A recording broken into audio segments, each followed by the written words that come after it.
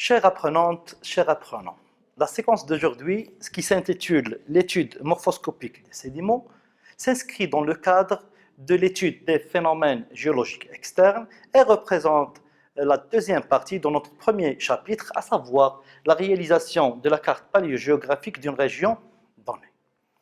Avant de commencer cette séance, il est très important de faire un rappel sur la séquence précédente, à savoir l'étude statistique des sédiments et plus exactement l'étude du sable.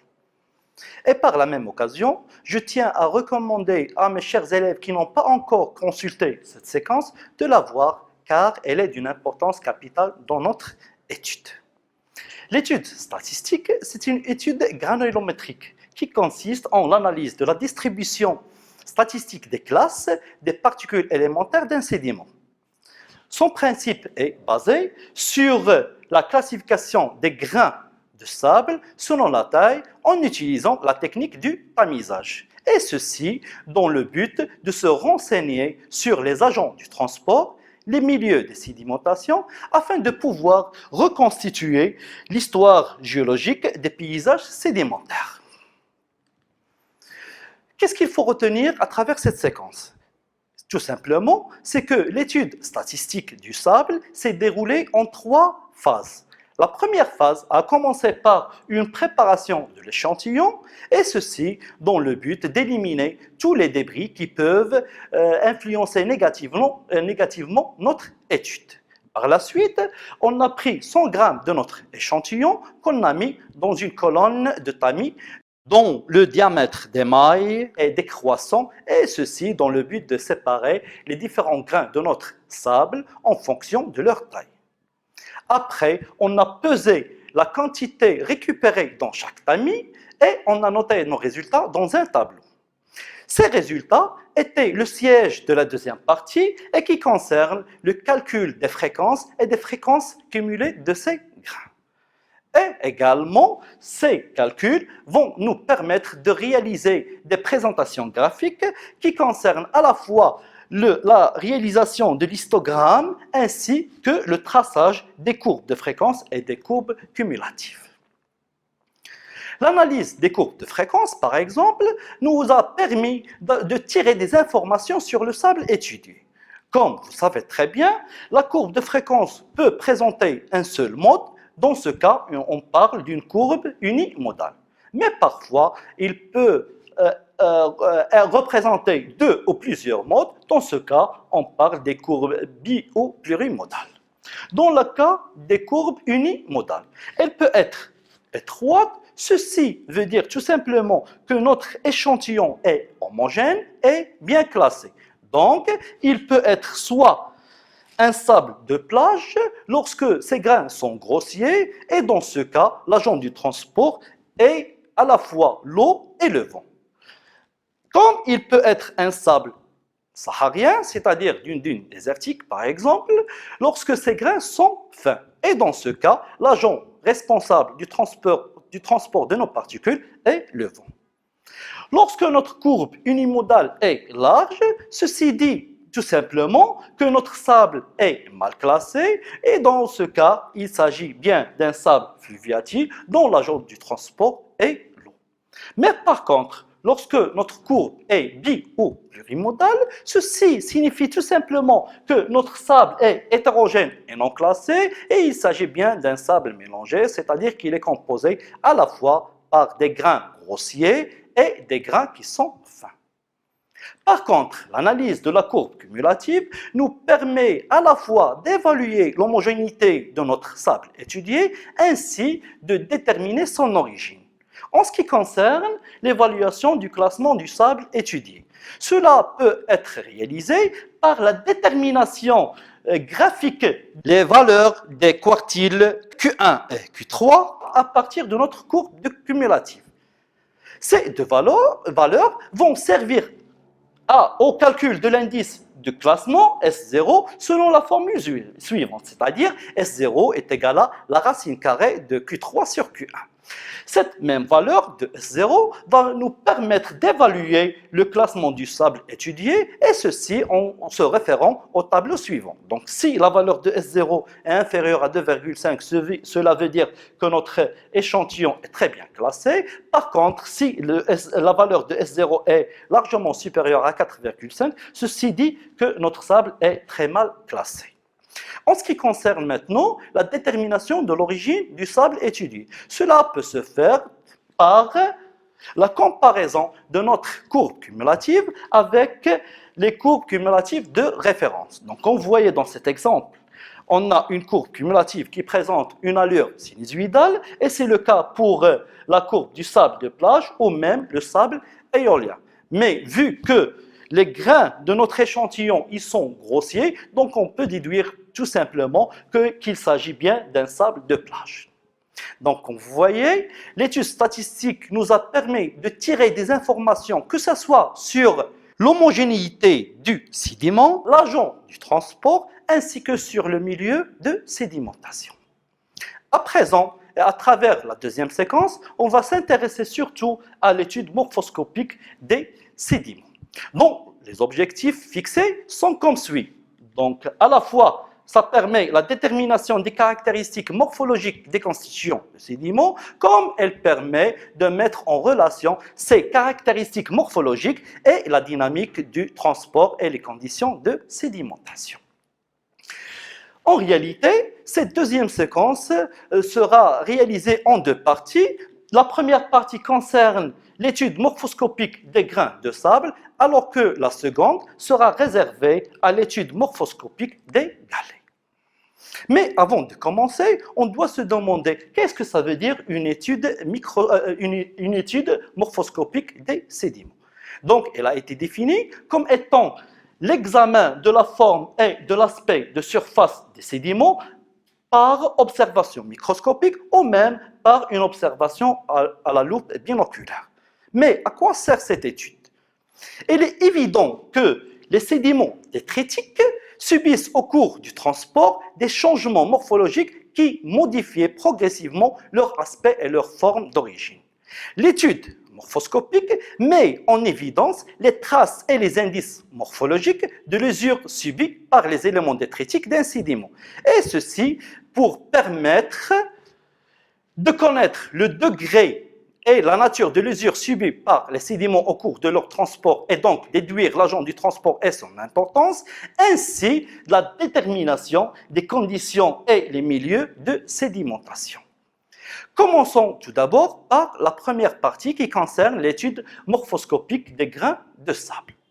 Sachant que le sable est souvent le produit de l'altération des roches-mères du fait de l'érosion, le constituant principal du sable est le quartz, car c'est l'élément qui résiste le plus aux agents de l'altération et de transport. C'est-à-dire quoi? C'est-à-dire que le quartz a une durée de vie très grande, c'est-à-dire qu'on peut le repérer dans les différents types de sable, du fait qu'il est résistant aux différents agents, que ce soit de transport ou même de l'érosion. En plus, la forme et l'aspect des grains de quartz varient en fonction de la nature, l'intensité et la durée de l'action des agents du transport. Cela veut dire que ces quartz vont emmagasiner des indices et des informations qui peuvent renseigner sur l'agent du transport, son intensité, ainsi que sur le milieu de sédimentation. Cette étude morphoscopique du sable s'est déroulée en 3 étapes. La première étape commence par une préparation au préalable de notre échantillon, et ceci de la même manière qu'on a fait au cours de l'étude statistique. Par la suite, on va isoler par technique de tamisage les grains de quartz ayant un diamètre compris entre 0,4 et 1,6 mm. Et enfin, on va passer à l'observation microscopique des différents grains isolés, soit par une loupe binoculaire ou bien par observation microscopique. Les résultats obtenus suite à ces observations montrent la présence de 3 types de grains de quartz différents. Différentes sur le plan forme et ainsi sur plan aspect de surface. Il s'agit bien des grains non usés, également appelés NU, et les grains émoussés luisants, encore appelés EL. Et la troisième classe, ce sont les grains de quartz ronds et mat, c'est-à-dire RM. Comme vous voyez dans cette photo, ça se voit clairement qu'il y a une différence, que ce soit sur le plan forme de ces différents grains ou même sur le plan aspect. Maintenant, on va passer aux caractéristiques de ces différents types de grains. Commençons tout d'abord par les grains NU. Donc, les grains NU sont transparents, anguleux, avec des arêtes très saillantes et aiguës. Cela veut dire que ces grains n'ont pas subi d'usure et leur transport s'est fait sur de très faibles distances. Il s'agit essentiellement d'un transport fluviatile ou glaciaire. On peut tout simplement rencontrer ce type de grains de quartz dans les dépôts glaciaires ou même dans les sables fluviatiles. Et surtout, on peut les retrouver en très grande quantité dans les sables situés près des roches mères dont ils sont issus, comme les arènes granitiques. Cela signifie que notre sable n'a pas été transporté ou elle a été transportée pour de courtes durées. Pour la deuxième classe, à savoir les grains émoussés luisants, EL. Donc ces grains présentent un aspect de surface polie, c'est-à-dire lisse et brillant. Ils sont transparents et leurs arêtes sont arrondies. Cela est dû à une usure répétée causée elle-même par des frottements dans l'eau. En effet, les grains EL ont subi un long transport en milieu aquatique, à l'exemple des mers, les plages, les fleuves et les rivières. Donc, on peut rencontrer ce type de grains dans les sables de plage et même dans les sables fluviatiles, c'est-à-dire ils ont été transportés pour de longues distances et ceci par le vent et l'eau, sinon pas l'eau tout seul. Pour la troisième classe, à savoir les grains RM. Donc ces grains présentent un aspect de surface toujours dépoli et mat, leur forme est subsphérique et ils n'ont pas d'arête. Ces caractéristiques s'expliquent par un transport éolien, c'est-à-dire le transport assuré par le vent, au cours duquel les grains subissent une usure continue due au choc des grains entre eux ou avec des obstacles. Mais généralement, ce type de grains, on peut les rencontrer essentiellement dans les sables éoliens, à l'exemple des sables des dunes désertiques ou même les sables des dunes littorales. Ceci dit que notre sable a été transporté pour de longues périodes, mais l'agent du transport cette fois-ci est le vent. Maintenant, pour bien comprendre l'importance de ces caractéristiques dans la détermination de l'agent du transport ainsi que le milieu de sédimentation, je vous propose un exercice d'application dont l'énoncé est le suivant. Donc, le tableau suivant présente les résultats de l'étude morphoscopique de deux échantillons de sable, à savoir le S1 et le S2. Pour le S1, il est composé par les trois types de grains de quartz, mais à des pourcentages différents. Et de même pour l'échantillon S2. La première question est de représenter les données du tableau graphiquement sous forme d'histogramme et en secteur, alors que la seconde question, c'est de déterminer l'origine possible de chaque échantillon à partir de l'analyse des résultats obtenus. Donc, comme vous voyez dans la première question, on doit représenter graphiquement les données du tableau à la fois sous forme d'histogramme et en secteur. Donc, commençons tout d'abord par les représentations sous forme d'histogramme. Donc, comme vous voyez ici, comme on a vu auparavant, on va tracer un graphe à deux axes. L'axe des abscisses va représenter les échantillons E1 et 2, alors que sur l'axe des ordonnées, on va représenter les grains en termes de pourcentage. Donc, comme vous voyez ici, par exemple, le NU représente 90% dans notre échantillon. Le EL, par contre, représente à peu près 8%. Et finalement, le RM qui représente 2%. Donc, on va faire presque la même manière pour tracer l'histogramme correspondant à l'échantillon S2. Maintenant, on va passer à la représentation en secteurs. Dans un diagramme circulaire, on partage un disque de secteur dont la mesure de l'angle au centre est proportionnelle au pourcentage des types de grains de quartz. C'est-à-dire qu'on va diviser ce disque en plusieurs secteurs et chaque secteur va correspondre à un échantillon ou bien à un type de quartz bien défini. Donc, prenons l'exemple de l'échantillon S1. Donc, S1 est composé de 80% de Nu, 8% de EL et 2% de Rm. À savoir que le pourcentage total est égal à 100%. Par contre, notre disque représente 360 degrés. Donc, qu'est-ce qu'il faut faire? Il faut trouver une correspondance entre les valeurs en termes de pourcentage et les secteurs qui représentés en degrés. Pour cela, on a deux techniques à adopter. La première technique consiste en le calcul de la proportionnalité par règle de 3, c'est-à-dire que 100% de notre échantillon est l'équivalent de 360 degrés et 80% à l'exemple du pourcentage de Nu, les 80% de Nu vont représenter un X. Donc, X est égal à 360 degrés fois 90 degrés sur 100. Donc, la valeur obtenue est 324 degrés. Donc, cette valeur-là, qui correspond à un secteur, on doit le représenter dans notre disque et qui correspond à schéma suivant. Donc, par la suite, vous essayez de faire presque la même manière afin de pouvoir faire la correspondance entre les valeurs de EL et Rm afin de bien dessiner les secteurs correspondants. La deuxième technique consiste dans le calcul du rapport de proportionnalité, et ceci suivant la formule suivante. Donc 360 degrés, on va la diviser par 100, ça va donner 3,6 degrés.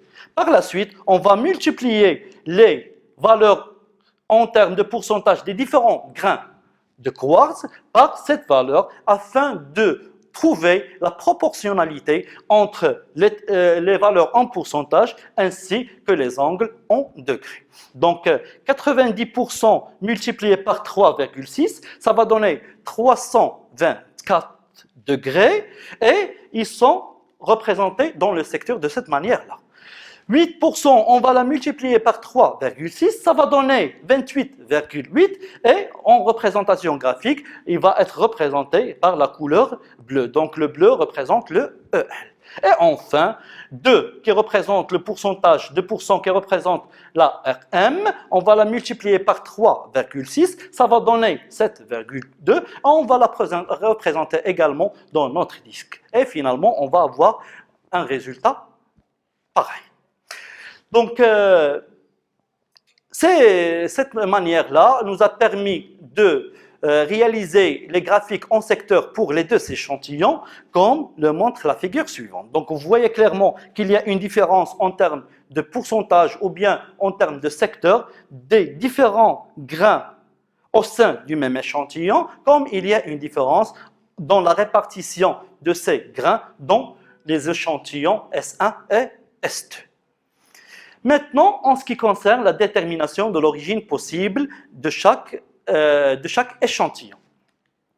Donc, comme on peut voir à travers le tableau ou même d'après les représentations graphiques, que ce soit sous forme d'histogramme ou même sous forme de secteur, ça se voit clairement que l'échantillon S1 est riche en grains Nu qui représentent 90%. Ceci témoigne qu'un transport sur de très faible distance ou même ils n'ont pas été transportés. Il s'agit bien d'un sable situé près de la roche-mère dont il est issu ou d'un sable glaciaire. Pour l'échantillon S2, on a vu qu'il est riche en Rm qui représente environ 75%. Ceci indique qu'il y a un transport par le vent et il s'agit bien d'un sable éolien. C'est le cas des sables des dunes littorales ou même des dunes désertiques.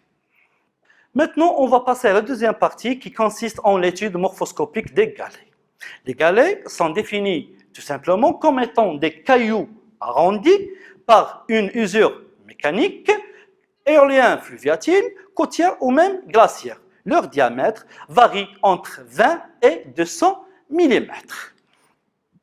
On distingue en réalité plusieurs types de galets en fonction de certaines caractéristiques morphologiques qui témoignent des conditions de leur formation, c'est-à-dire l'agent du transport, sa nature et l'intensité de l'usure subie, ainsi que sur le milieu de dépôt.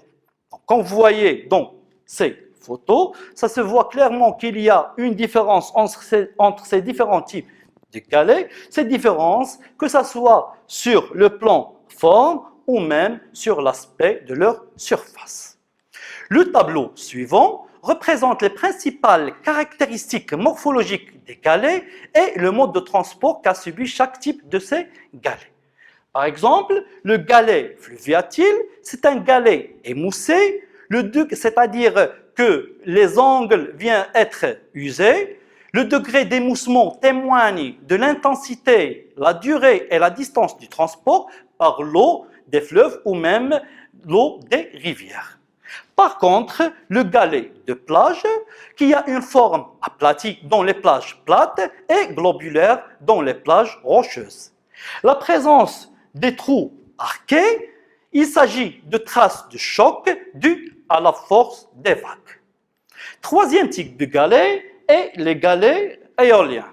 Ce type de galet est lisse, présentant plusieurs facettes et arêtes, avec des lignes fines et émoussées et une surface gravée, plutôt des surfaces gravées. Enfin, on a les galets glaciaires. Ce sont des galets polis, très émoussés et présentant des stries qui témoignent des frottements avec les murs rocheux au cours de leur transport par du glacier. Donc, on peut conclure tout simplement que l'étude morphoscopique des éléments détritiques des sédiments est une étude complémentaire à l'étude statistique, car elle fournit des renseignements sur l'agent et la dynamique du transport, ainsi que sur les conditions de sédimentation. Donc, avant d'en finir, je vous propose un autre type d'exercice, à savoir des questions à choix multiples. Pour chaque proposition, il existe une seule réponse correcte. Parfois, dans certains exercices, on peut trouver une question qui est reformulée autrement, c'est-à-dire qu'il existe une ou plusieurs réponses qui sont correctes. Dans notre cas, on va se contenter uniquement d'une seule réponse qui est correcte. Donc, qu'est-ce qu'on doit faire? On doit cocher la case devant la réponse correcte. Pour la première question, les grains NU reflètent. Est-ce qu'ils reflètent un transport fluviatile de longue distance ou un transport éolien ou bien un transport fluviatile à courte distance? Donc, avant de répondre à ces questions, on doit faire appel aux caractéristiques de ce type de grains. Sachant que les grains NU se rencontrent surtout dans les dépôts glaciaires et surtout dans les sables situés près de roches-mères, c'est-à-dire qui n'ont pas été transportés ou même ont été transportés pour de courtes distances. Donc, je reviens un peu sur mes suggestions. Un transport fluviatile de longue distance, donc c'est une réponse qui est fausse parce que notre sable n'a pas été transporté ou transporté pour de courtes distances. La deuxième suggestion, c'est que les grains NU reflètent un transport éolien. Non, ils n'ont pas été transportés, donc on va considérer cette deuxième suggestion comme étant une fausse réponse. Et la troisième suggestion, à savoir que les NU reflètent un transport fluviatile à courte distance, donc on va la considérer comme étant la bonne réponse parce que ces grains se retrouvent souvent près de la roche dont ils sont issus, c'est-à-dire qu'ils n'ont pas été transportés ou ils ont été transportés pour de courtes distances. Donc la troisième suggestion est la bonne. Maintenant, on va passer à la deuxième question qui porte sur les grains EL. Donc ces grains EL sont des grains arrondis dont la surface ressemble à des verres dépolis ou bien des grains transparents anguleux aux arêtes tranchantes ou même des grains transparents luisant et arrondi. Donc, on va procéder de la même manière. On doit faire un rappel sur les caractéristiques de ce type de grain, à savoir que les grains EL présentent un aspect de surface lisse et brillant, ils sont transparents et leurs arêtes sont arrondies. Donc, pour la première suggestion, les grains arrondis dont la surface ressemble à des verres de poli, donc c'est une mauvaise réponse. Les grains transparents anguleux aux arêtes tranchantes, également c'est une mauvaise réponse du fait que les arêtes sont arrondies. Et la troisième suggestion est la bonne, c'est-à-dire que les grains EL sont des grains transparents, luisants et arrondis. Maintenant, on va passer à la troisième et la dernière question qui porte sur les galets de plage. Donc, le galet de plage est un galet très émoussé présentant des stries de frottement, ou bien c'est un galet présentant plusieurs facettes et arêtes et des surfaces gravées, ou même c'est un galet de forme aplatie ou globulaire avec des traces de choc, ou c'est un galet plus ou moins émoussé présentant plusieurs arêtes. Donc, on va faire de la même manière, sachant que les galets de plage ont une forme aplatie dans les plages plates et globulaire dans les plages rocheuses. En plus, elles présentent des trous arqués. Il s'agit de traces de choc dues à la force des vagues. Donc, je reviens un peu sur mes suggestions.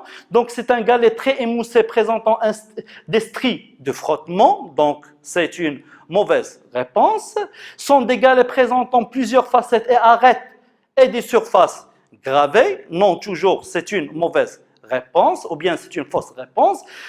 Il s'agit bien d'un galet de forme aplatie ou globulaire avec des traces de choc. Donc, comme vous voyez ici, ils ont une forme aplatie dans les plages plates et globulaire dans les plages rocheuses. Donc, on peut considérer cette réponse comme la bonne réponse. En ce qui concerne la quatrième suggestion, à savoir que le galet de plage est un galet plus ou moins émoussé, présentant plusieurs arrêts. Donc, c'est une réponse qui est fausse du fait qu'il y a une seule réponse qui est correcte, à savoir la troisième suggestion.